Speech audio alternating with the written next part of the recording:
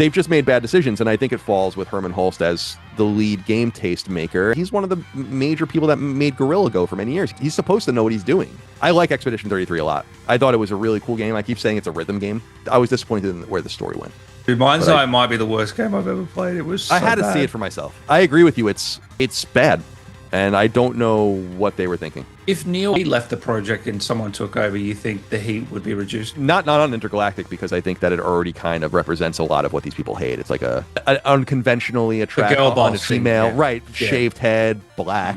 I'm not as hungry as I was anymore. There's no way. I don't even know if I'll be doing this in 10 years. First of all, and second of all, it's like running this business. It's a big business for me to run, and I'm not a natural leader. I had to have a conversation with like the whole company this year, which I did, which I was like, listen, like, we're flat, which is cool. A lot of people are down, but I'm like, there's going to be no raises until we grow.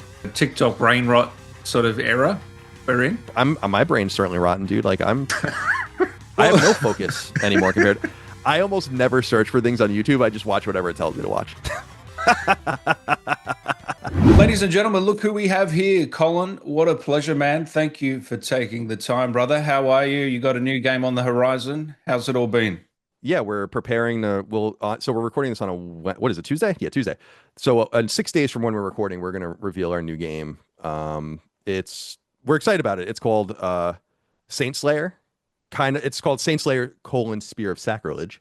And we've made, it's a pure 8-bit NES style Castlevania-esque side scroller set in 1698 in the Holy Roman Empire. It's about this Catholic priest that is chasing down relics in Europe for unknown, Catholic relics for unknown purposes, and the fight of one man, a soldier that just came home from the recent 30 Years' War, Rudiger, and he's getting into all sorts of things. So it's laid out a lot like the original Castlevania, I would say, with inspirations from DuckTales and Zelda 2, Faxanadu, stuff like that. So very much in our vein and of things that we like to do. I knew you'd sprinkle in your history, because you're a history buff. I know. I knew you'd sprinkle that in. Yeah, we're going to. So we're going to stream it next week. That's when everyone will see it for the first time, and we'll get into that. And yeah, I'll tell the story on that stream, so it'll be old by now, because we're getting all of our PR together for it. Yeah. When they were making the game, they're always making like 17 things at a time. So it's like we have to just figure out like what we want to work on next. And they're like, we're doing the side scroller. We kind of see it as something in like the Greek or Roman era. And I'm like, I don't give a shit about that. So you guys can do that. I don't care. But I'm not writing it. And then they were like, oh, okay, so what do you want to do? And I'm like, okay, I'll make it my own. And then we moved to like Northern Europe and fast forwarded 1,500 years and did all sorts of stuff. So yeah, we're excited about it. We'll see how it does. Do you write the overlay or the script, the whole thing?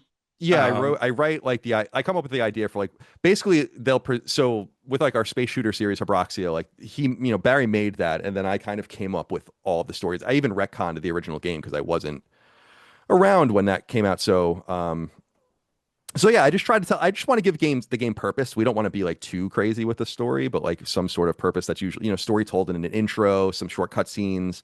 A lot of Hebroxia's 2 story is told on the world map, which we really wanted to do. Each location you go to kind of says a little something about the alien's intent in that specific part of the system. And yeah, so I write all the dialogue and text and the ideas, the characters, the world, and all for all of our games, except for the role-playing game. I came up with the idea, the world, and the story. Someone else wrote the script, though, because I have no time to do that. That game is way too big. Is that the new one that you're working on, the Sacred Symbols RPG? We just have to keep Yeah, we've been working on it for years now.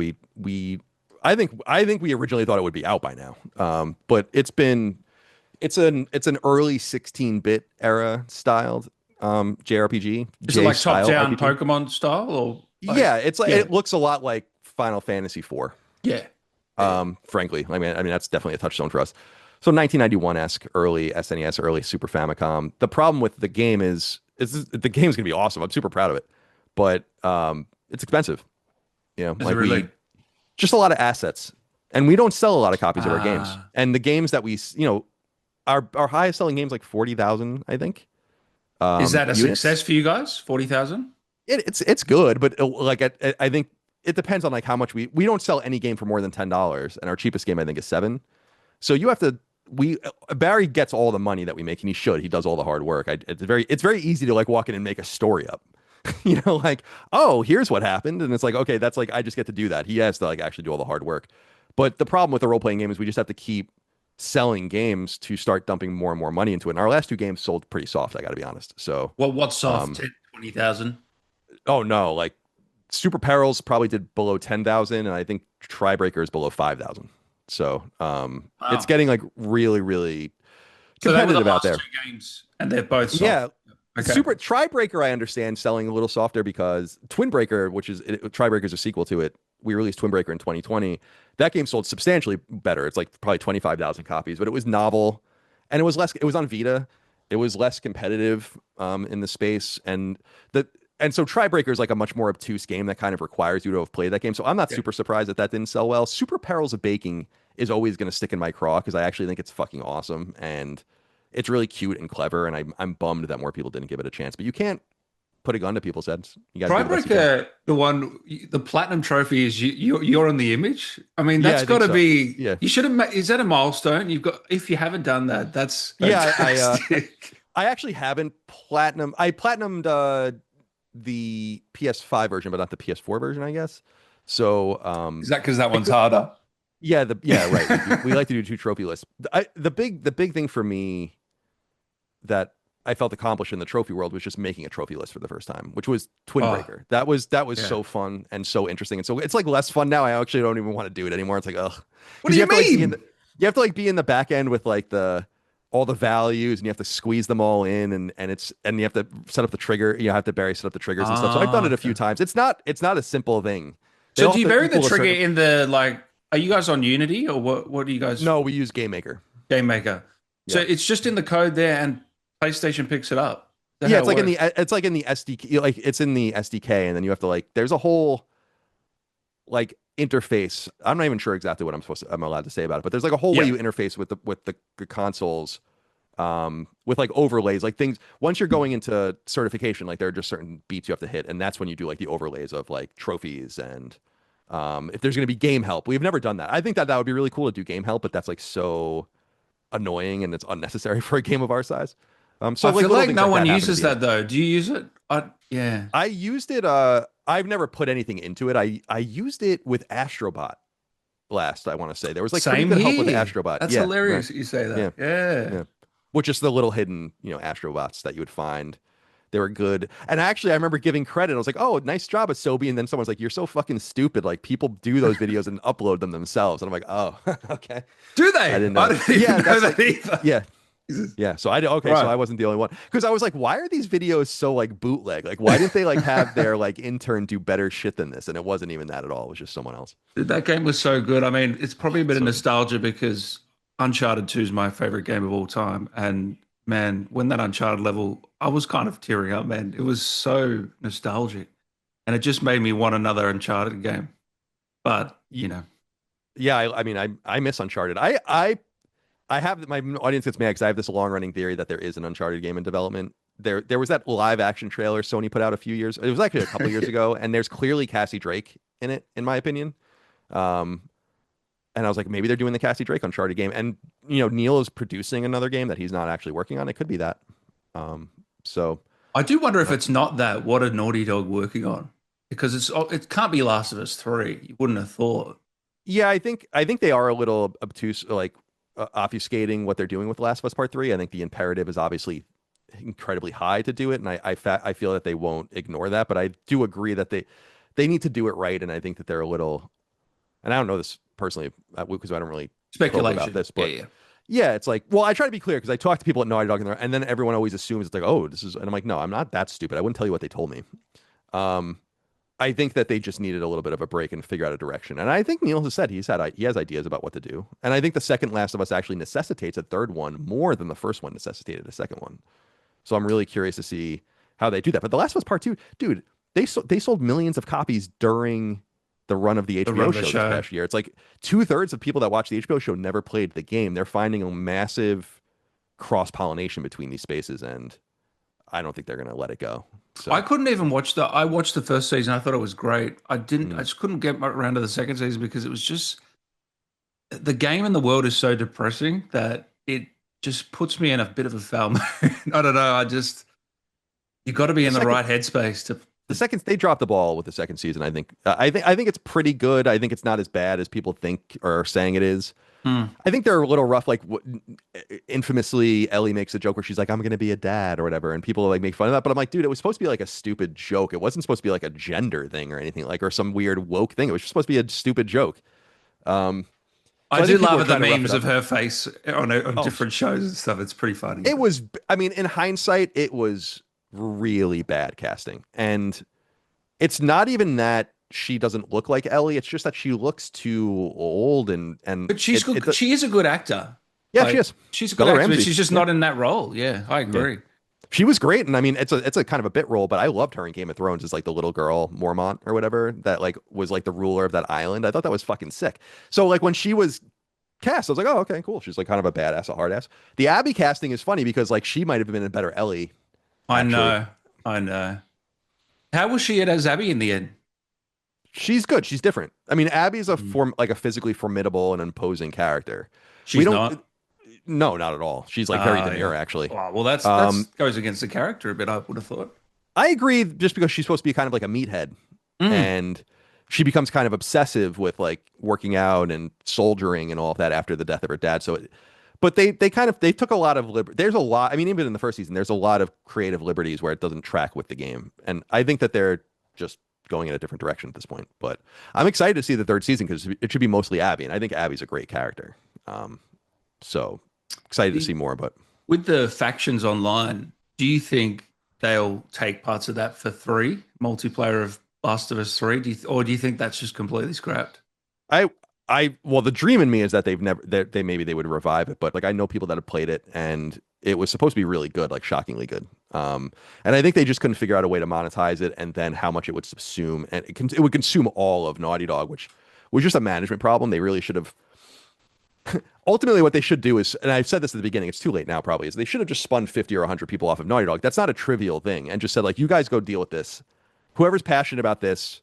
They hired the Fortnite monetization guy, like to monetize. Like they spent a lot of money doing all this, and we're playtesting it and all of that, and then they just they let it go. So that was my original dream. But what I expect is you'll see a bunch of assets probably from that game in the third game. You won't know. But why wouldn't they just make a spin-off team, have a third team, have the other team on the other game and the other team on Intergalactic? They've got the money. They've got Yeah, they do. like why wouldn't they?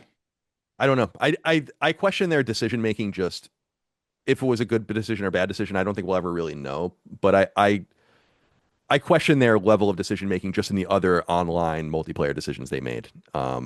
And they just have bad taste making.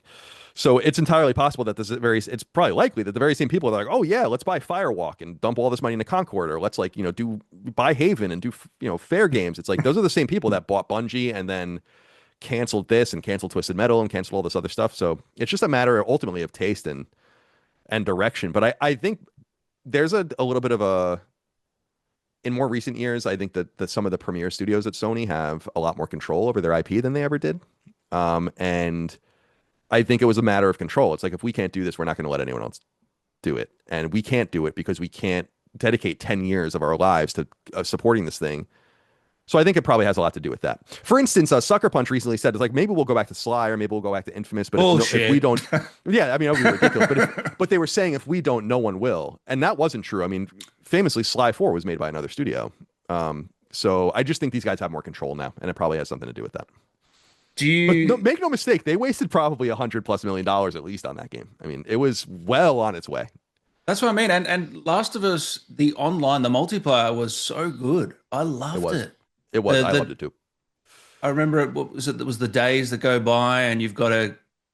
Man, I just loved it. I platinumed. Yeah, there was like game. a little meta game inside where you were like trying to help survivors, and there was trophies attached to it. It was, it's factions. It was great.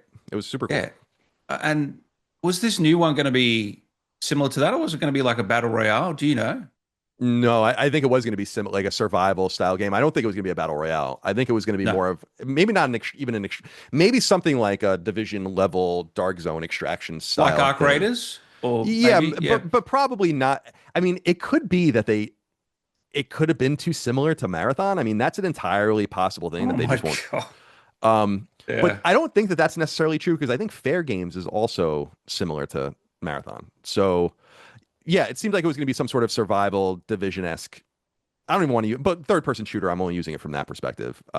Game. It was set in San Francisco, I think, and Man, a few it things. sounds like it would have been great if you put it on PC as well. Like you could have got Oh yeah, that they would have. audience They would and have definitely done that. would have made his money back. I would have thought. Like I just don't understand. I think they just don't want to. I agree with you of like these more ephemeral, timed, like on the clock multiplayer experiences that aren't meant to last forever. And I think that no one wants to make those anymore because Mm. they want the forever game. And that's why everyone's talking about time as a currency now and all the rest. It's like you have to extract people from those other part of the pond from those other games. And I think they just say like, oh, we can make a couple $100 million on this, but this money can probably be deployed on our next shot at a new Fortnite, which is what they really want. So I honestly believe factions could have been just as successful as Helldivers too.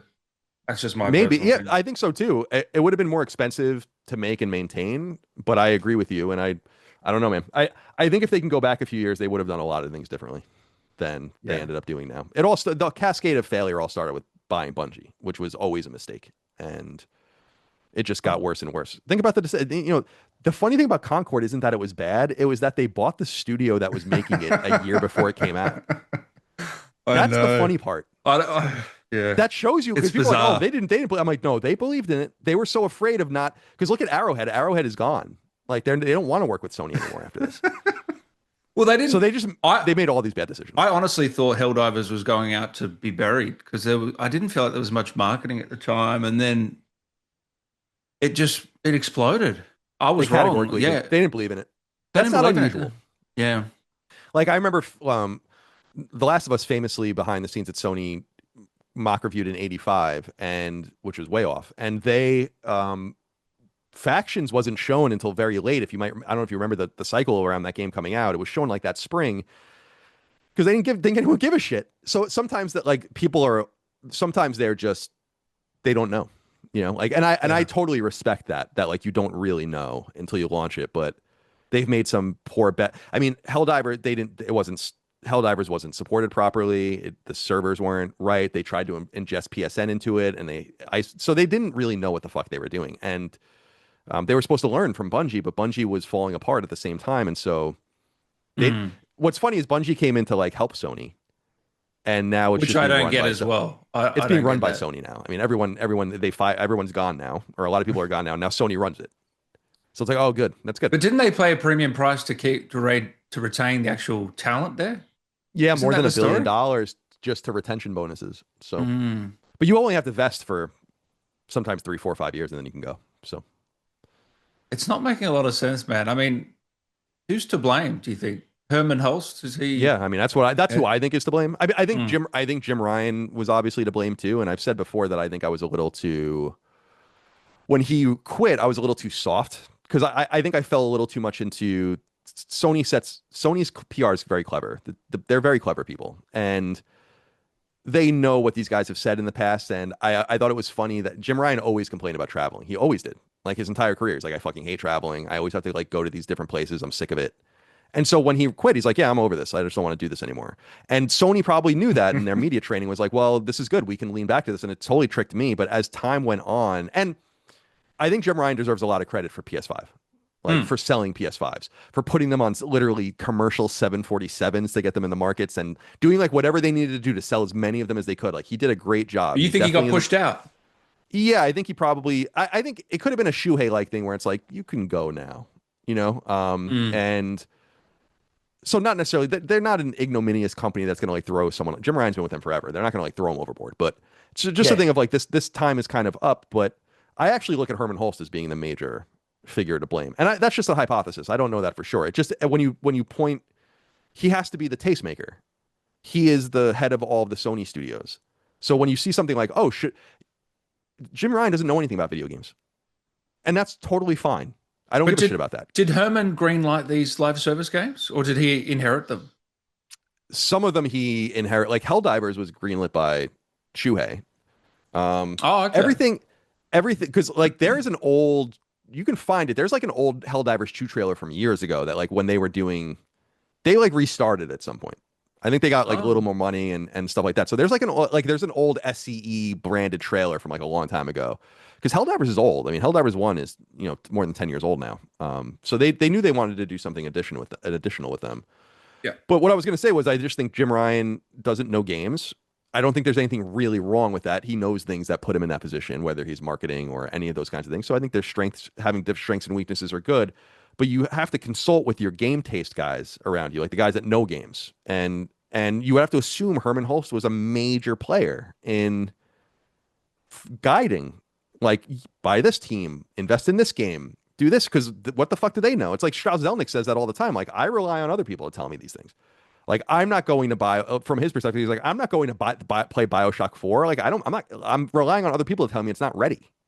But it And would so be a tough position for him if he's inheriting Concord and there's millions of dollars on the line, and he probably knows it's not great, but he he can't did just. inherit, Do you know what I it's mean? true, he did inherit Concord because Yeah. Shuhei talks about that too. But that game took Should he on a have just life of its cancelled own. it? Sorry Yeah, to cut you exactly. off. They canceled Yeah. everything. They Yeah. canceled everything. And I don't blame them so much. Like, a lot of people are like, look at all the games they canceled. And I'm like, they didn't really announce any of these games. So it's not really their problem that we found out about them. And then they're like, nah, we don't want to do that anymore, whether it's Blue Point's game or Ben's game or whatever. But they've just made bad decisions. And I think it falls with Herman Hulst as the lead game taste maker and the game producer. I mean, he's one of the major people that made Gorilla Go for many years. He knows what he's supposed to know what he's doing. And I think a bigger thing too is that he was promoted along with Nishino into co-CEO roles, and then he was demoted. And then everyone ignores that. It's like they Mm. demoted him because they're like, oh shit. Yeah. Yeah. Like our Yeah. you like were a major proponent of our biggest miss. That Mm. internal people told me they thought was going to be a Star Wars level IP for them. I So it's kind like of, I kind of feel crazy. sorry for Shuhei Me in a too. way. Like he deserved better. I feel like it just He feels did, but like that. he'll be the first to tell you though that he didn't want to do what they wanted him to do. Like which was this. Like he wasn't the Yeah. one that was gonna. He said it on my show. I think where he's like, I'm not gonna do all these games as a service and like the movies and TV shows. Like I don't want to do any of this.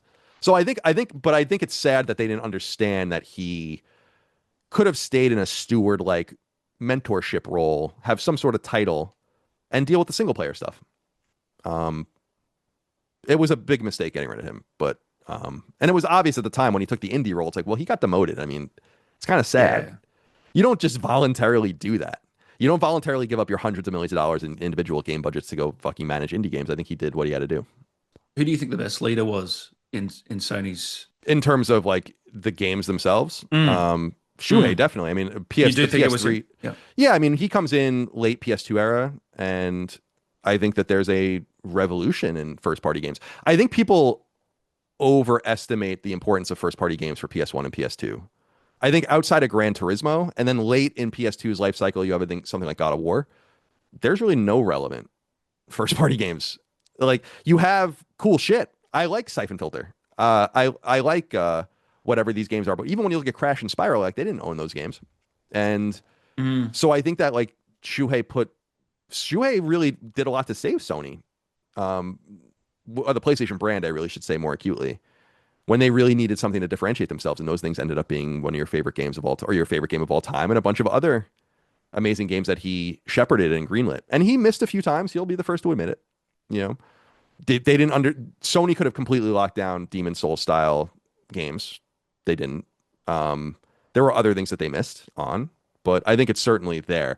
No one else can compare really, because I just don't think that, Colony Wars and all these random things and Headhunter and or Ghost Hunter rather, and all these the Getaway, none of these things were really mattered, so Are you confident in Amy Hennig's next game? I don't know because it's licensed, right? So it's like I want to see her do. I feel bad for her because I think she's trying to get things out, the Star Wars game and this and that, and so I'm confident in her performance. I think she's awesome. She's a Mm. really amazing, hardworking, hard studying. I always talk about her office at Naughty Dog. It was just the coolest thing ever. It was just like a TV and like a VCR and a shit ton of old tapes and like notebooks everywhere and books, and it looked like she was doing research on something important. It was cool. So I'm rooting for her, but I'm not into like the Marvel shit, and I'm not gonna. No. Yeah. These. I probably Yeah. will play that out of respect for her though. Yeah, I Same, probably will. same. Yeah. She's probably the only reason. The you went to Naughty Dog in your IGN days, didn't you? And you did a piece on them, if I'm correct. What was that like going in there? Like, were Yeah, they I'd open? been there. It was great. I mean, well, I'd been there a few times for different things, like just to go see a game, or they invite you there and they walk you around or whatever. But I was there for like a week for doing that, to do the history of Naughty Dog. So I stayed at like a hotel in Santa Monica, and then I would just go to the office and every day in a cab. And yeah, I got to talk to like 20 something people on the record, which was awesome. And I never finished the piece actually. I still have all of the Oh, really?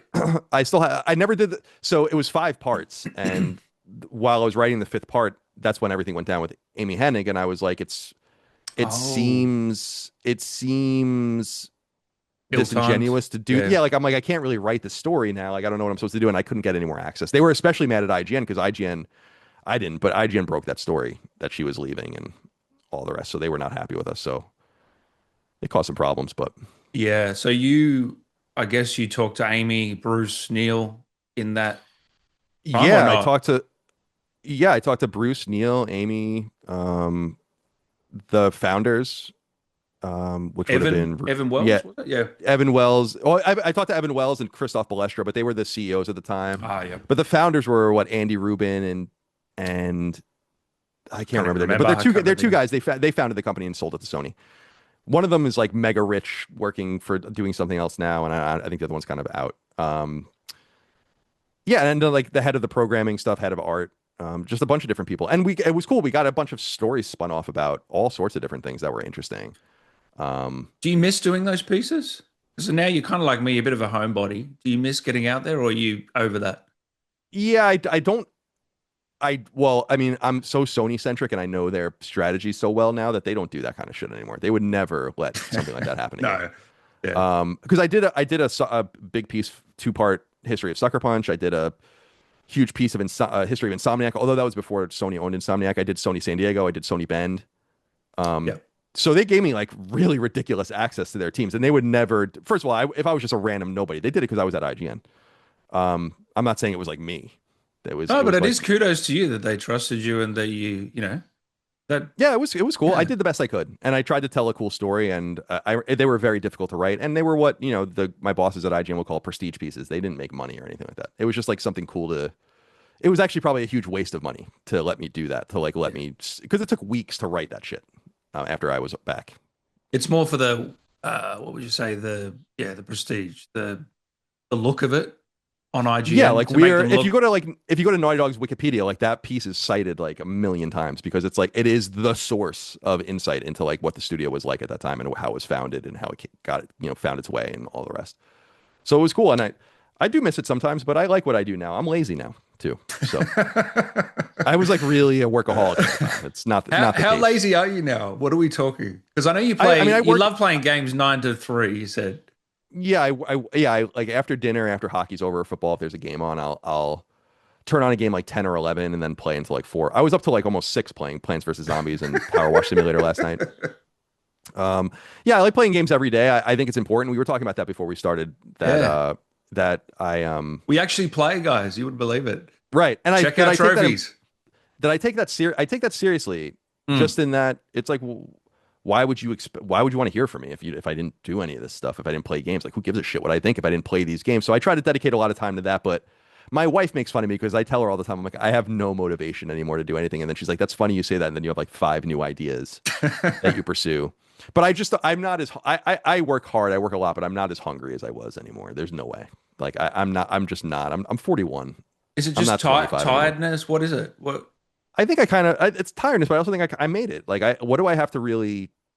I have nothing to prove really. Yeah. Now I just want to kind of take it easy, do good content, be reliable to the audience. And I'm lamenting this a lot recently because we're streaming a lot now every Monday, and I always say I feel bad because it's so low effort. It's like this is it, to the point where I tell the audience we have sometimes 1,500, 2,000 people watching, and I'm like, this is so lame. Like I prepare for Sacred Symbols every week. Like I study, I read, I listen to these fucking earnings calls and read press releases Yeah. To be and fair, write all you this do shit. have Dustin setting you up. Oh yeah, I There's a mean that's caveat there. oh Yeah. yeah. I mean Yeah. yeah, and I wouldn't be able to do anything without Dustin. Thank God for him. But Yeah. so I don't know, man. It's just so yeah, I try to be honest with myself that I'm just not as hungry as I am, and I think it is just age, and I feel good. Like I don't want much more. We were saying this earlier. I don't know if we were recording it, but about ad revenue, and I was just saying like I don't take endemic ads from game companies because it's like we make enough money. It's fine. Like I'm not like that much of a cutthroat capitalist. I'm really not. So How's your YouTube revenue going? we make like $5,000 a month or something on YouTube. It's not very much. How many views Yeah. is that monthly? You know? I think it's like 250,000 watch hours. Okay. Views are not because our shows are like 3, 4, 5 hours long, so it's more, and that's how you make money on YouTube, as you know, on YouTube is views are good, but watch time and stickiness is even better. Yeah. So I think it comes. It's funny you said that because I was just looking at that like before. Yeah, we have an average watch time of like 40 minutes or That's something insane, like that, man. which That's is really crazy. absolutely. So it says, yeah, in the last, keep it up. Your channel got about the same number of views as usual. That's good. 444,000 views, 204,000 watch time hours, and So $4,600.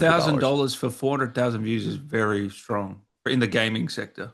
Yeah. Yeah, game as you know, game ads are like worthless. Game Yeah. space compared to like other sectors where the CPM is way higher. So, but yeah, we're totally reliant on Patreon. We would not have I could do this on myself maybe, but we would not have a business without Brother, if we were in finance, I think we'd be laughing it up on a yacht somewhere. Yeah. Oh yeah. My God. Yeah. No. I'm. Yeah. So our business is very very dependent on crowdfunding, and it does great there. So How many members have you got now paying? it's like 12,500 a month, paying an Nice. average of $5 a month. So we have some people paying $1 a month, some people paying $25 a month, but it basically nets out to about $5 a month, and that's the sweet spot. And we don't raise prices. It's a lot of content for $5 a month. I know. What's the graph in terms of how long you been running now? 7, 8 years? Yeah, it will launch March 2017, so it'll be 9 years in March. What would the graph look like if we were to lay it out? We our Ups and highest downs? yeah, I mean, I generally up and now flat, if not a little down. We peaked at probably 18 months ago at 14,000 ish paying subscribers. But the thing is that we're making about the same amount of money with 12,500. So the Interesting. money is fairly flat. In fact, we had our three of our biggest months ever were this year and on Patreon. So, For but what reason? Is there correlation? Do you talk about it more during those times, or no, I think we have a really easy way to access. Like you can pay $1 a month, and that dollar a month counts the same as someone paying 5, 10, or $25 a month. So I think we have really easy in and out for people and to get them comfortable, see what's going on, get them acclimated, which I think is good. And then we've just shed more casual people, I think, over time while retaining $5 and $10 tier level. So if 5 people leave at the dollar tier and one person comes in at the $5 tier, you're down 4 subscribers and you're flat with money. And that's kind of what's happened, we think. We also lament that on Patreon we don't like the data sets are so bad and unreliable that we don't even really know what's going on. So I mean, we went into How that. have they not upgraded it, man? What is going on? I love Patreon. I've been with them from the very beginning. We're grandfathered into like an outrageous, like we pay almost nothing, which is awesome because we've been with them for so long and they're great people. But I tell them all the time, I'm like, the tools need to be better, like way better. I don't know what you're doing. I feel like they're just collecting a paycheck every week. Yeah, it's a little frustrating just because I think I get it. Like I understand Silicon Valley business, like they're trying to monetize different things, so they prioritize like how do we help you sell merch and and I'm like, dude, I just want to know how many people signed up today. And I've had calls with them where I'm like, all right, so here's like the app, here's like the browser, and here's this module in the browser, this module in the app, and like 4 different things, and there's 4 different numbers, like this, and I'm like, these numbers don't make, and they damn well know. What do they say? There's no excuse for that. That's crazy. I think they don't really. There's like ghosts in the machine. I think in terms of if your account is really old, I think you just start having atrophying old subscribers that eventually their credit card like just runs out, or okay. Like things like that. And you just have like relics basically that wouldn't have existed otherwise. And this will probably be an inevitable problem for every Patreon as they get older. Yeah. Like Kind of Funny is probably suffering from that problem much more acutely. I mean, that's like a really old one. We made that in 2012. Don't they have 2 going? 2 Patreons, which We is a bit did. confusing. Yeah, I hated that idea from the beginning. It did make Mm. us a lot of money, but I was against that. I was like, this is so stupid. Why not do? And I think they've kind of folded it back into one. But they were Mm. trying to do. I mean, it was we at the time doing gaming culture and non-gaming culture. That's right. Yeah, yeah. So that was the idea, and it worked well. But I do think it was confusing and ultimately unnecessary. But I got to ask you, what stops you from optimizing sacred symbols in terms of thumbnails and titles, where I feel like you could get a lot more views if you were more timely in that? You just simply don't care. Yeah, we don't care. It's just I do that for each show. Like I let everyone run their own shows. So if you see Defining Dukes or Punching Up, like they're much more timely, good. What happened with Nintendo and like 3 question marks and like a soy jack face on the fucking thumbnail and all that. But like I just and that's cool. But I don't. I know it sounds weird, but I almost don't want a casual audience for Sacred Symbols. It's like you got to know what you're getting yourself into. Like Yeah, yeah. it's a lifestyle. It's a long show. It's a weird show. The lifestyle. And so yeah, I name most of the episodes after random song titles. That's what I usually do. So yeah, I like doing I like long form content. I'm very attracted to Same. Rogan and Lex Friedman and all these kinds of things and just going and being. But our shit is very very unfocused and very silly. The first hour of the show is always off topic and not about games. And that's why I don't really try to do like it's not clickbait, but it's just like a more attractive titling, more attractive thumbnail. It's like, I don't really know if this is for you. Like if you're clicking on this and it's like, oh, what's happened with Naughty Dog? It's like, we'll get there in like 3 hours. But for now, like But it we have doesn't all these worry you that writings. you won't get any new audience in, say, 5, 10 years doing Yeah, that? maybe, but I don't even know if I'll be doing this in 10 years, first of all. And second of all, it's like, um, Uh, and I no, I just, No? You don't think I about just it? feel like Yeah.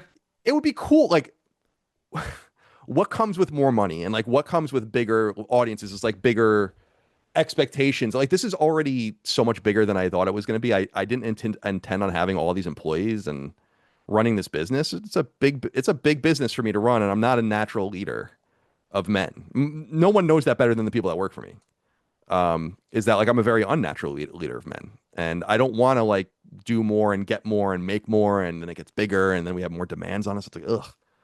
I'd rather just do what we do for a small audience. I make a good living, and I'm not gonna like try to get too crazy with What it. makes you not a good leader?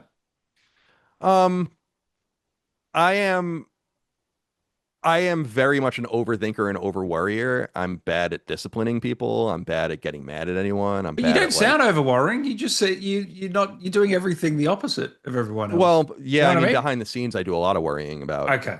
like what, you know, make.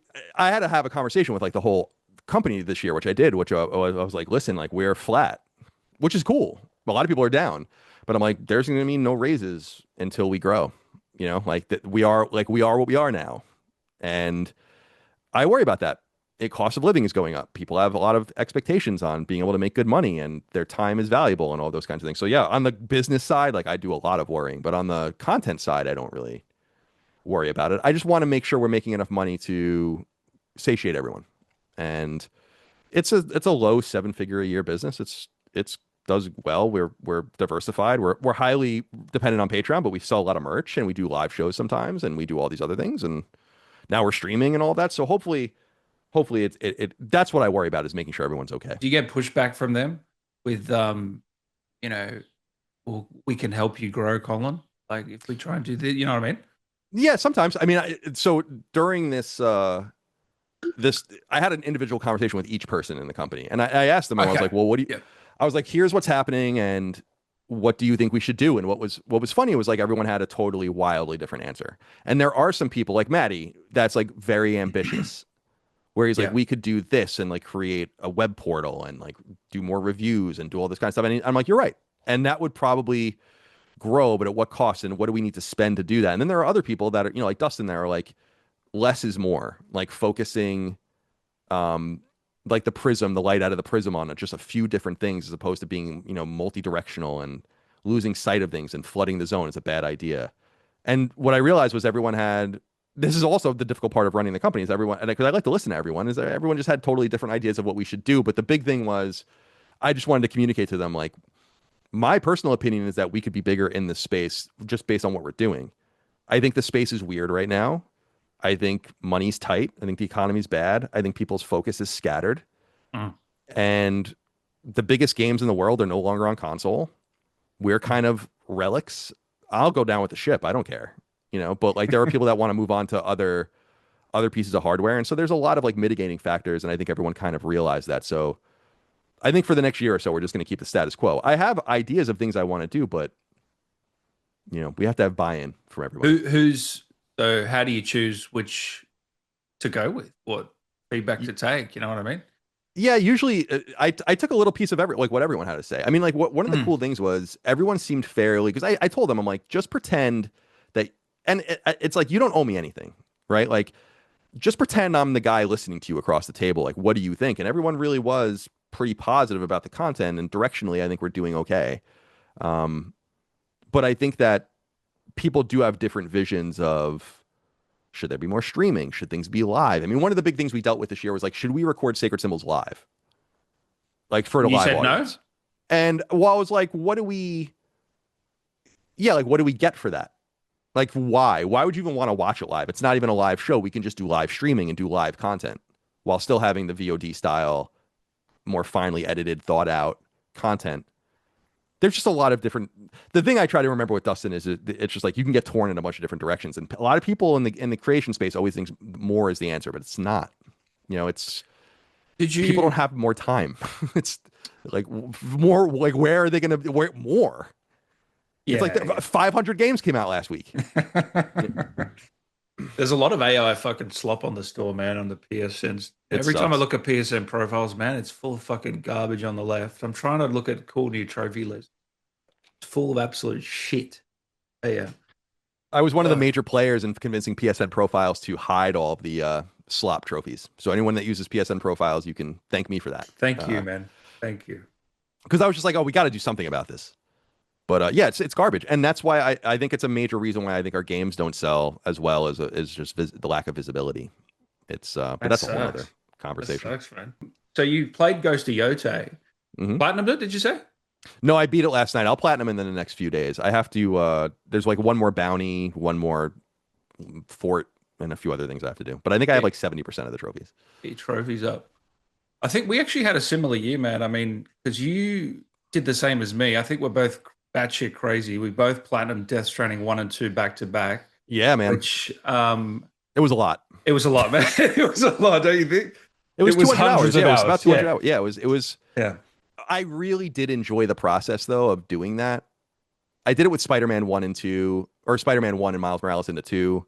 Right? I played all these games. I did it with Ghost of Tsushima and Yotei. I played all these games, but I do think it gives you like some special insight into like all the things the new game does better or worse, and the changes, it's more acute and more obvious and in your face. I especially felt that way with Yotei, which I think is a major step up from Tsushima. And I would have really only known that if I had recently remembered Tsushima. So that's why I platinumed the director's cut.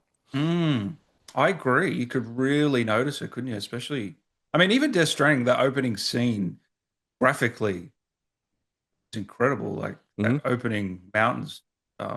I actually really like the weather systems in Death Stranding. I wish they pushed that more, like the bushfires and shit like that. Yeah, it was cool. It was cool. I wish there was more of it though. I feel like there was only like 2 bushfires in 120 hours worth of gameplay. Yeah, it was. I really Death Stranding 2 might be my game of the year. I mean, I have to really sit down and think about it. I really liked Mafia: The Old Country as well. That's definitely up there for me, and a couple other things, but. Yeah, I really, really like Death Stranding too. And but yeah, man, it was a lot. It was like, 2 months or so of just Death Stranding, basically. Did you have any trouble with 2 at the end with the like what were the last kind of stars? Because I had like the Adventurer and the Adventurer was so annoying with his stupid so annoying, dad. Man. So annoying he had to rescue me. Yeah, I actually told my audience that I probably could have cut 10 hours off my playtime if I was trying to do unique things. And then I realized that and you probably know this, I'm sure everyone already knows this, is like the old missions just count again after a while. You could just do, and I didn't realize that. So I was trying to make new things come up and I was like, why aren't there any new missions? And how am I supposed to? So the game doesn't communicate very well with you, but God, there's a lot to do there. And it's so ambient and interesting to just be in that world that I didn't really mind too much. I just kind of got lost in it. Why is that game of the year like versus Expedition versus the other? What stands out for that one for you? I think it's just powerful story. I think it's zany. I love the level of camp that Kojima brings to his games. Um, it's the same kind of camp. I always say I'm a huge G.I. Joe fan. It's like the same kind of camp in those where it's like, why are these dudes dressed like this? And like, what is this? But like, when it's all like really serious and I like know. deadly and interesting. Yeah. And I love that. So like this dude, Higgs has like a guitar, an electric guitar. It's like, So but for some reason, it's so cool. It's so And cool, isn't it? he's a master of the craft. And I just feel like it's a video gamer's game, like Oh, a player of games game. And I like Expedition 33 a lot. I thought it was a really cool game. I keep saying it's a rhythm game. It really spoke to me as a drummer where I'm like, this is a rhythm game. especially the It's parrying. Yeah, it's really yeah, rhythm it's like based. it's Yeah. right. It's all just like knowing your rudiments and like you Mm. get into like this battle and this guy does 5 different things and here's how you have to react and it's all about reaction. It's all about just execution. And I thought that was really cool. I think I don't want to spoil it for people, but I think I was disappointed in where the story went. I was like In the first, Expedition. yeah, the Why? first 20 Why? hours or so, I was pretty captivated by it. I don't want to, it's not real. And that really hurt it for you. Yeah, I think Yeah. that's I don't want to say it's common, but I've heard that from a lot of people where it's like that decision.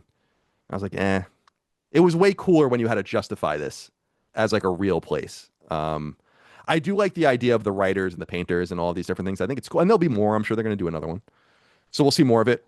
I don't want to say it's overrated. I just think that the gameplay far out, and I think the characters too, far exceed what the story ended up being. But I thought it was the most impressive thing about it to me was how small the team was and how authentically small they were. There was not a lot of contract work on it. If you go to Moby Games and look at the credits, it's like they really did make this on a budget in France, very pro, worker, very difficult, very expensive to do things there, and they succeeded wildly. I mean, I think that's the big story is you could make games like that.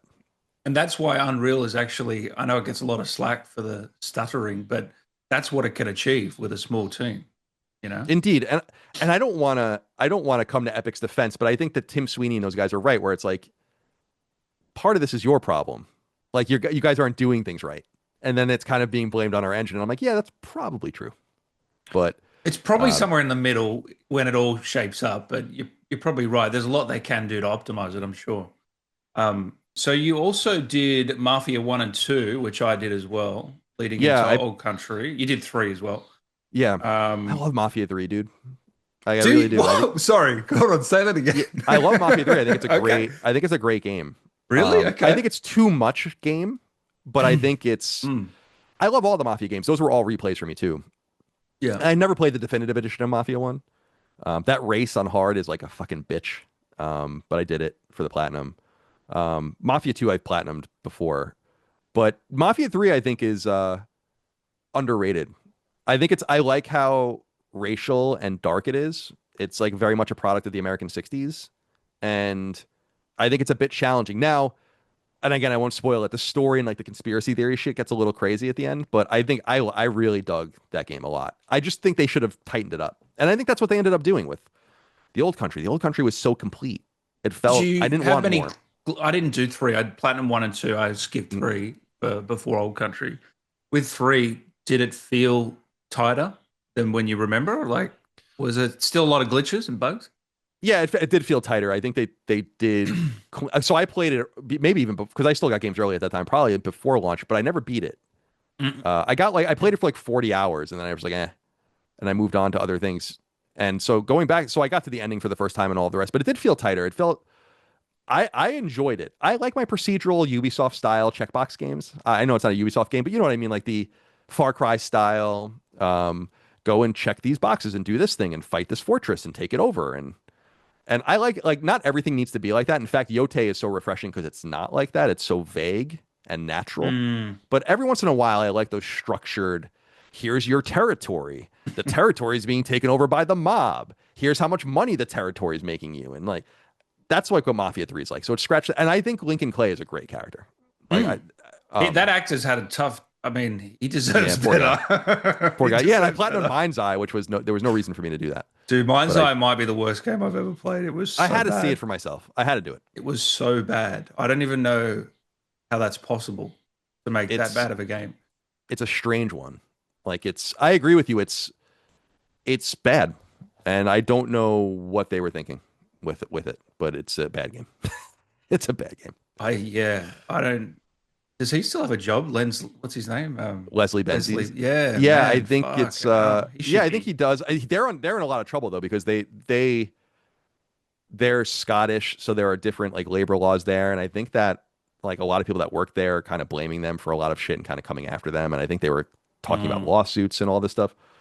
So we'll see what happens, but So GTA 6, where's mm, your hype levels for that? Do you think like because Silk Song came out, it mhm. when I tried to download it on Steam, I couldn't even download it. Like that's a small indie game. And what do you expect to see for GTA 6 when that launches? Like, are we ready for what's going to happen? I think it'll be 20 million copies probably immediately, Fuck. and then trickle out from there. I mean, I think I was talking to Reese Elliott, who's a really smart guy and analyst from Alinea Analytics, and he was saying a similar thing where it's like, yeah, they're gonna make all their money back in like pre-orders. And we're talking about a game that costs more than $1 Billion. billion to make, and probably will have another $500 million marketing. But I mean, I think the marketing blitz is gonna be nuts. Like I assume the what my theory is I mean, there's a lot of theories about the game, but there's probably a lot of celebrities in the game, and I assume that part of the celebrities in the game are going to be activated in their real, like a Snoop Dogg or something. And I was like, these things Yeah, cost yeah. a lot of money, but I think they're very confident. I keep telling people your expectations for this game should be through the roof, not because I know it's going to be good or not, but because they have spent so much money and time, like an inordinate amount of money and time, that there's no excuse. Like this has to Well, be is this the a most huge. expensive game ever made? It must be. One of. Yeah, I would assume. Yeah, I mean, certainly like a one-off game. There might be games that have taken more money over time, Yeah, yeah. No, I like Grand mean, Theft Auto yeah. One. Yeah, But yeah. like, yeah, this like like boxed release. Yeah, no doubt. I mean, not even close to. I think Call of Duty games are getting into the 6, 7, $800 million range now, as I Mm. understand. I mean, that's what the rumors. That 2021 Call of Duty, I think, was 700 million. They were saying so.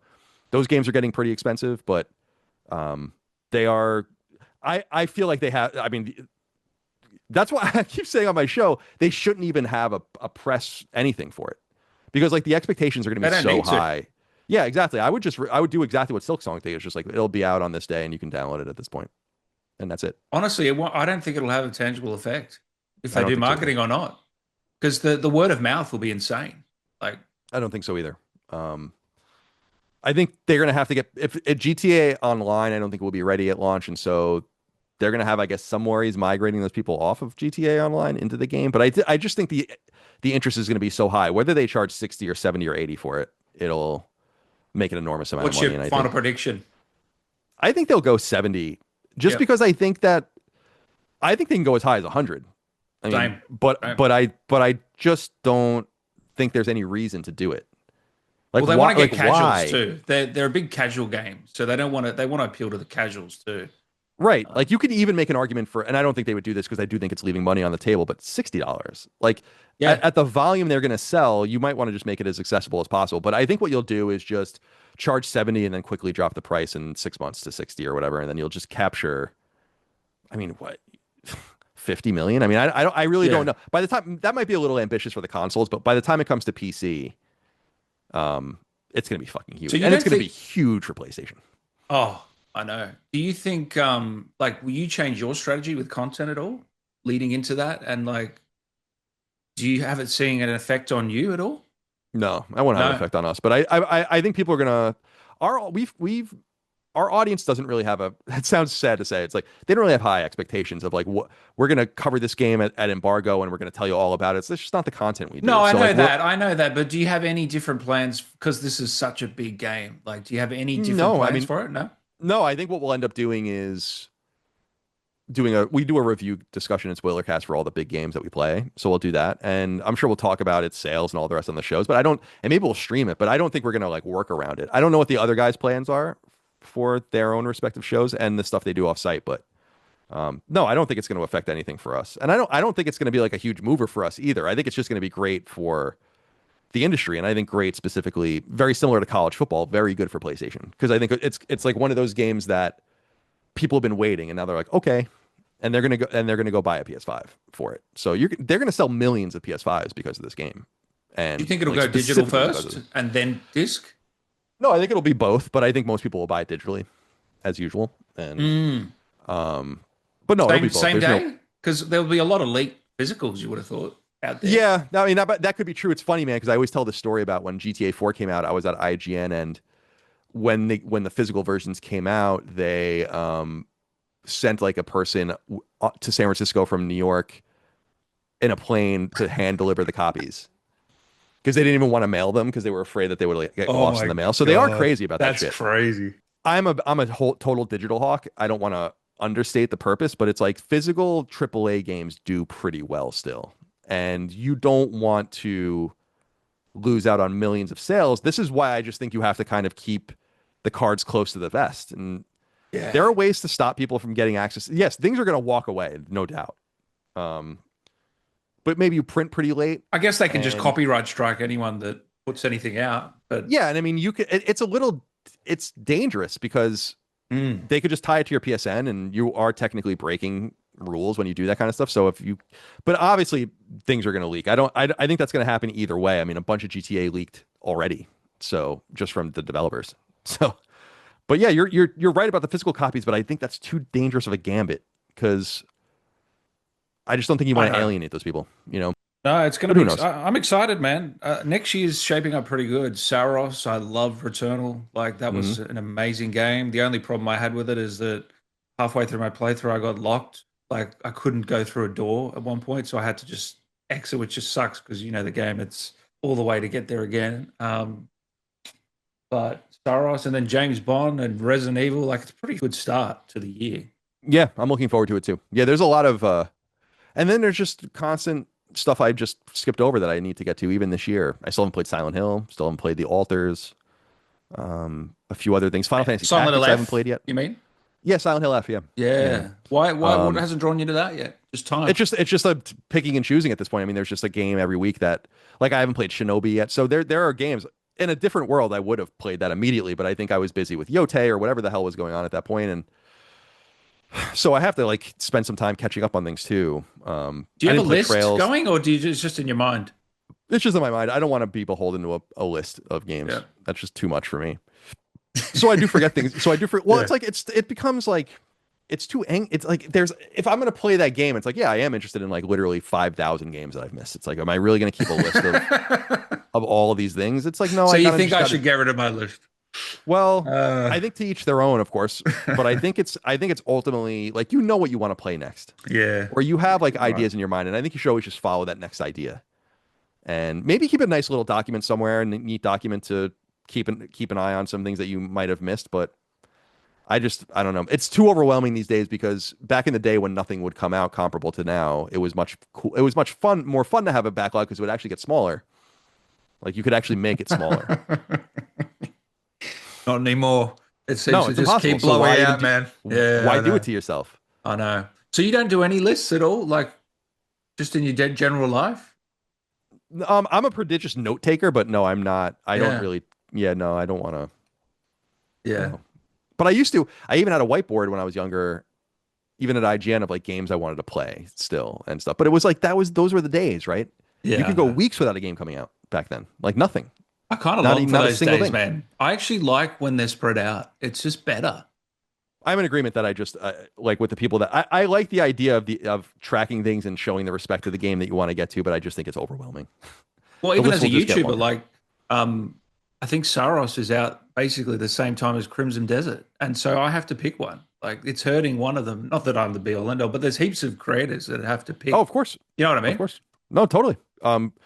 I think Saros would win that for me. I'll play them both eventually, though, and that's where I was with Silent Hill and other games. It's no disrespect to those games. Shinobi was again another one. Yeah, where it's like I want to play this, but what I feel bad for is it seems like no game gets its limelight. It's not about any of the individual games per se. It's just the volume of stuff distracting people. I felt really bad for Kunitsugami. Oh no. That's another game I have to get to. I think you'd like that, man. I think you'd like Hell's Us. Yeah. It looks cool. I like the setting a lot, like the Civil War kind of futuristic setting. But I like Kunitsugami was a game last year that Capcom did where I was like, damn, this game is so good and like no one cares about this game at all. And then you just multiply that out by games that are even bigger and better. Games are slipping through the cracks, and nothing gets much shine anymore. I actually think the same thing about of all games. And Silk Song's another game I have to play still, where it's like I actually am. The game sold very well. People love it, but it's actually kind of like out of the zeitgeist. It's like not really a relevant game anymore, and it's so It's crazy, funny, man. It's crazy. It was like everything seemed to be leading up to it, and I'm sure it's doing great. I'm not saying that. I'm just saying it kind of just came and went. Not even that game can survive in the mind's eye. Do you think it's a TikTok degenerate? Degenerate's not the word. TikTok brain rot sort of era we're in. Maybe my brain's certainly rotten, dude. Like I am. I have no focus anymore compared. Dude, I was like the most focused, autistic, fucking little kid. Like I wrote all those game facts things when I was in high school for free. You know, I would be like, yeah, but you were younger. Right, but I was upset. This is the point, is that like in days of greater distraction when you're younger and more pliable, like I was hyper focused, like right. Go getter, yeah, get things done, do your homework when you get home from school so you can have your night. And like I was like that in college. I would take 8 a.m. classes in college to get them out of the way and like have my day. And now I'm just like on my phone all day.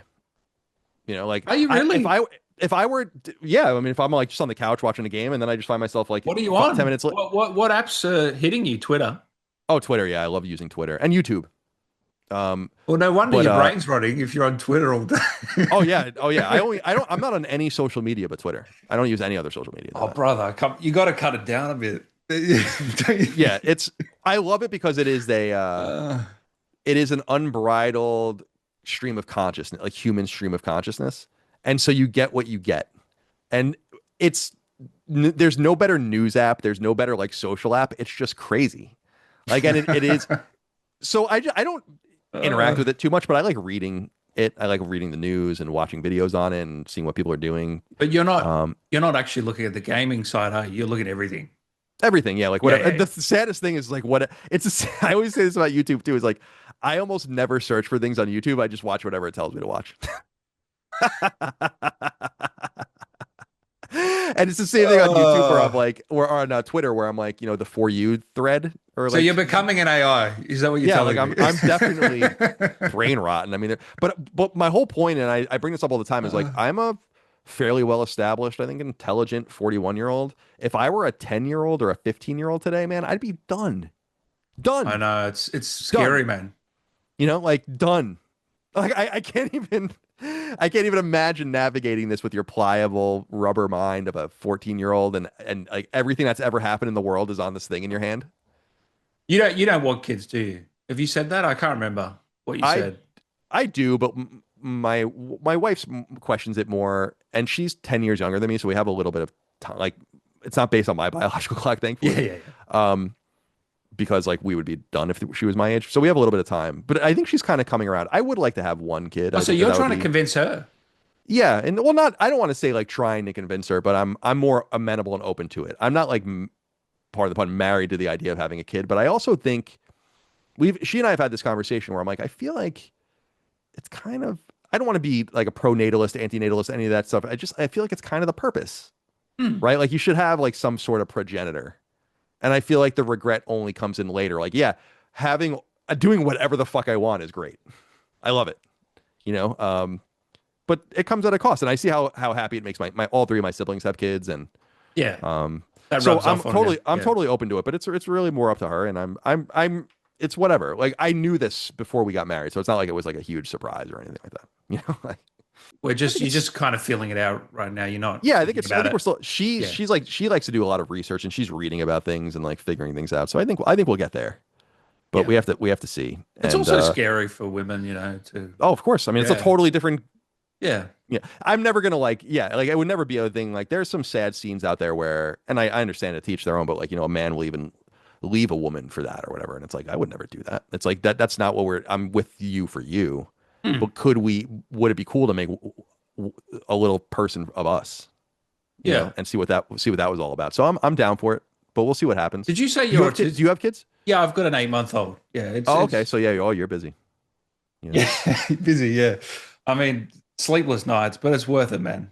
Yeah. I'm sure you've heard this from your siblings. As you said, I believe it. I believe it completely. Yeah. I really do. Like I really do. So whatever happens. it's in God's hands or whoever ultimately. Did you say you're autistic? Oh yeah, I was just kidding. I think I probably am, but yeah, we just throw You never that got word around diagnosed? loosely. No, but back when I was young, I don't think I stood out as anything special when I was young. I think as I got older, I realized that I probably have little quirks that like obsessive quirks and a sort of hyper focus on weird things kind of thing. But I don't think it's a spectrum, and I wouldn't say I'm really autistic. I don't know. That would be up for a doctor. I never went for a diagnosis though. Would you, and have no care to go No, either? I think I don't really want to know. I mean, I think like I kind of am who I am, like I am what I am. I'm normal to me. So yeah, no, I don't care. It doesn't matter.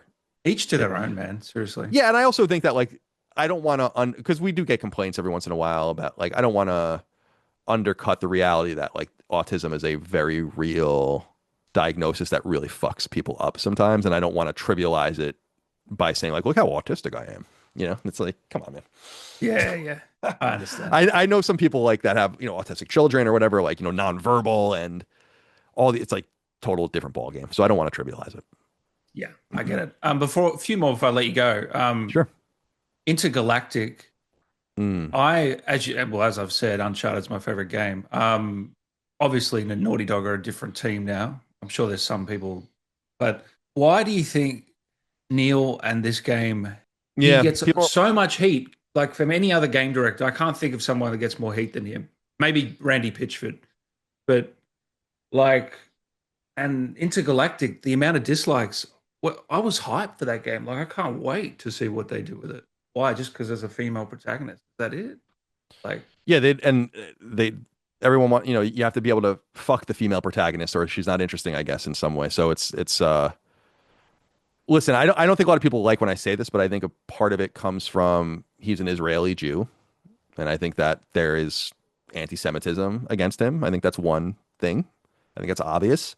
And then I think the other thing is that people really felt betrayed by The Last of Us Part 2 in some way. And because of Joel. Yeah, and also I think because of just like the girl boss energy of an Ellie and Abby, and then you have like kind of the trans character and all these different things and in Lev, and I just think it came off as quote unquote DEI to some people. I think that it would be hard for me to believe that, like, I know that they exist, but it's like such a perfect game to me that it's surprising that people that actually played it could have anything like any problem with it. It's just like so immaculate and so well done. The only thing I don't like about it is it's just there's a lot of gunplay at the end. That's basically it. Yeah, really. Like the whole Santa Monica part. Yeah, I think they could have even cut that part and made it. Yeah, the game's almost too long. I agree. Like, yeah, by the time you meet the Rattlers, it's kind of like, all right, let's get this over with. But I mean, yeah, like it's the whole hospital section with the fucking Rat King. That's incredible. The atmosphere and just just from a gameplay perspective. Yeah, it's incredible. And I also think that like when you're at the top and you're considered kind of like a crown jewel, people want to swipe at you. I mean, it's going to happen to anyone at the top. I think Bungie really suffered from that. And I think that ultimately they kind of capitulated to it. It's like, you're not as good as you say. And then they became not as good as they said, or that they thought. And so I think people want Naughty Dog to be knocked down a peg. And but I think it has to do with a confluence of those two things. It's like The Last of Us Part 2, because people weren't even that upset about Ellie. When you find out in Left Behind that Ellie's gay, no one even really cared about that. There was something about The Last of Us Part 2 that just really set people off. But I think a lot of it has to also do, again, with him being an Israeli Jew. I mean, I'm not going to sit here and say that that's not it, because it is. You really think so? Yeah. And that's sad. That's really sad. Their anti-Semitism is through the roof, dude. I mean, like at heights not seen in many, many decades. And I think there's a major component of that. I just read the things people say about him. So I know that. If Neil got fired, not fired, but if he left the project and someone took over, you think the heat would be reduced on Intergalactic? No, I think not on Intergalactic, because I think that it already kind of represents a lot of what these people hate. It's like an unconventionally unattractive the girl boss female, thing, right? Yeah. Shaved head, black. Someone actually wrote into us recently and was like, would Naughty Dog have just done themselves a favor by just making a Drake-like character in Intergalactic? Like, no one would have, like, some white handsome guy. And I'm like, yeah, but why does it have to be that? I'm not even one of these like social leftists or anything like that. I hate that kind of shit, but I just think it's a reflection of reality of people. This is a But do you person. think these people actually care, or they're just getting views on YouTube and just Yeah, maybe they're just You know getting what I mean? views and yeah. Well, I think a lot of people that talk about games don't play them, and that's a major problem. But I also the thing about Intergalactic that I think we all understand is that it's going to be great. Yeah, it's like it's come on, man. You know, it's so I think we just have to see. I think we'll see. I believe we'll see it at the Game Awards. this year? And yeah, I think so. Oh, don't get me hyped, man. Shit. And Really? And you that's reckon my it'll come theory. out Yeah, next maybe year or even 27? I think next year it'll be good to go. But maybe Really? maybe they will delay it. But yeah, I mean, based on the way they're hiring and also things I'm hearing about, you know, people interacting with the game, but also they're hiring for like localization now and all that. It's like they're getting into they're getting into really? the end. Yeah. Oh, wow. That's a good sign. Yeah. Yeah, it's a great sign. It's a sign that everything's kind of locked down and you know, content complete. So I'm sure there's a lot of work to be done. But I wouldn't be surprised if it was out this time next year. No, I wouldn't be surprised. But I think when that do Naughty Dog usually release their games? The Last of Us was June. The Last of Us Part 2 was June or July. It was June, yeah. Uncharted 1 was fall. Uncharted 2 was the winter. Uncharted 3 was November. So yeah, they release sometimes they just release when they're ready to go. And often they're releasing off of a delay. So that's what happened with Uncharted 4. That's happened with The Last of Us Part 2. Yep. So yeah, we'll see. But I'm really looking forward to it. I mean, Naughty Dog sci-fi, action-oriented. I'm excited to see what that looks like. And I think people that are like doubting the game are going to be in for a rude awakening. That's why I think Naughty Dog has a lot of confidence that like when people see the game, they're going to be like, okay. Yeah, I'm excited to see them unleashed. I'm sorry that they lost so much time on this other game and on The Last of Us Online, but it's been a long time. And I think this will be a big tour de force for PlayStation 5 at the end of the generation, which is good because there needs to be some more defining games for this console generation. I already know people are going to call us fanboys. Anyway, I don't care. I don't give a fuck. Last one, PS6. When do you see that releasing, and what's your hype levels for that? Or you just simply you'd rather it be years away? Yeah, I would love for it to be years away, but I mean, all signs point to 27. Very reliable people, including our own tech person, you know, our own tech analyst, Moore's Law is Dead, that does the Broken Silicon podcast. He has like all sorts of documentation that shows that it comes out in 2027. There's that other guy, Kepler, that's a really reliable like leaker of tech, and he says it's 27. I mean, the one thing I'm excited about is the handheld, just because I think that's going to be awesome. Is that going to be with the release? Like, yeah, it's supposed to be like I think it's Orion and Canis. Orion is the console, and Canis is the handheld. And yeah, they're supposed to come out together. Apparently, a lot of I don't know if you've seen like a lot of first and second party games have been updated for like low power mode. And Sony's kind of playing this off as a green energy initiative thing, but this is supposed to make the games playable on this handheld, apparently, or at least that's what people's theories are. So I guess they're maybe testing things out. So I don't think we need it yet. I don't think there's a massive demand for it right now. I think maybe things will look different in 2 years. I'll obviously be there day one, but I would love to go till 28, 29, 30 with the PS5. I think the console is powerful. I think it's untapped, but I also think that they understand that they're going to have to make a value proposition, which is why the rumors are the console is going to be surprisingly cheap.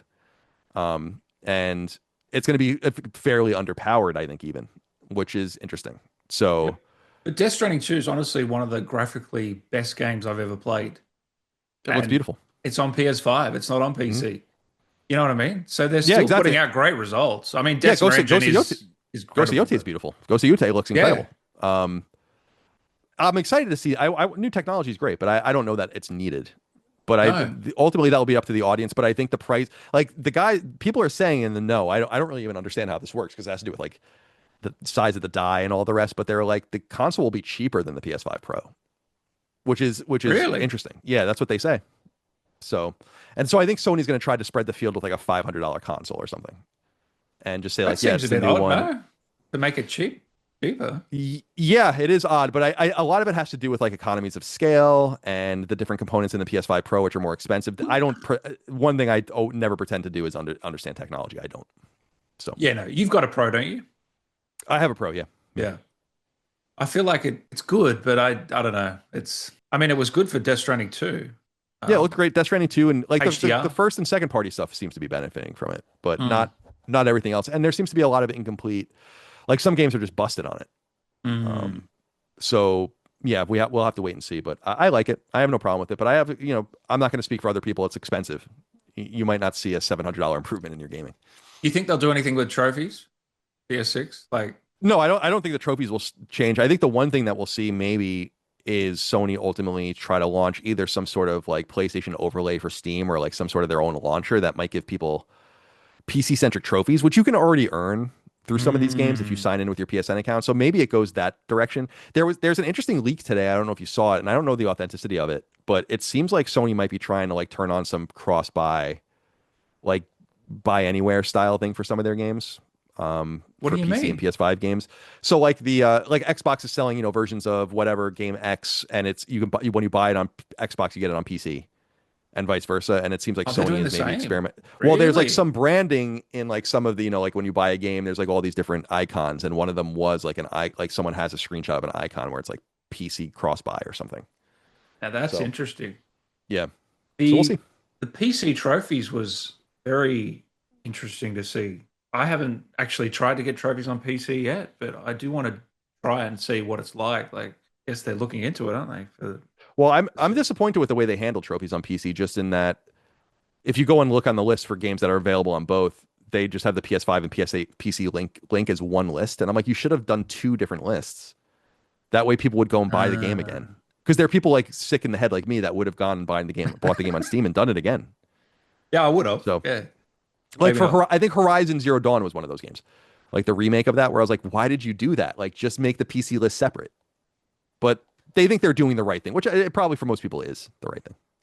I feel like you run into hackers like trophy.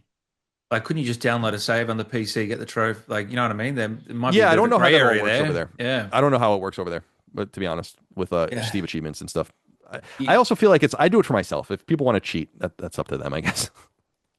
How often do you actually look at your PSN profile? Like, how often are I- you on that site?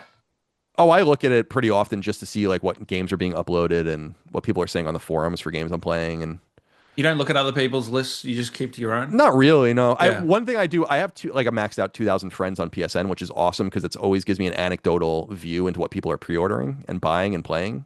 So Ghost of Yote, there was like 270 pre-orders or something with my friends list, which was, and sometimes like I'll be surprised a game comes out, no one's playing it. So it's a cool little anecdote into the world of the hardcore PlayStation fan. So I do like that data, but I'm not like looking at other people's trophies, like comparing them or anything. No. Hey, man, thank you for your time today. I really appreciate It it. was fun. It's flown by. Yeah, that was a free flowing conversation. I really enjoyed it. Thanks for having me, Dan. Thank you, man. I appreciate it. You want to plug anything quickly? Yeah, sure. I'm patreon.com/lastdaymedia is where all of our content is. Sacred Symbols is our weekly PlayStation podcast. That's what I co-host. We do a podcast for each platform though, so other people do them, so you don't have to deal with me. Yeah, we appreciate it. I always love just talking games and being normal in the games industry. It seems to be a new sort of thing that I'm trying to do. Like there's just so much abnormality and weirdness. So it's good to just talk. It's crazy that you and me talking today, two guys that actually play a lot of games, is abnormal. It is. It is. And again, I want to be clear. There's nothing wrong with not playing a lot of games. I just don't know why you would be on YouTube talking about them. I'm not being elitist at all. Like I've got all my friends are casual gamers. There's nothing wrong with it at all. But they don't have a YouTube channel about it.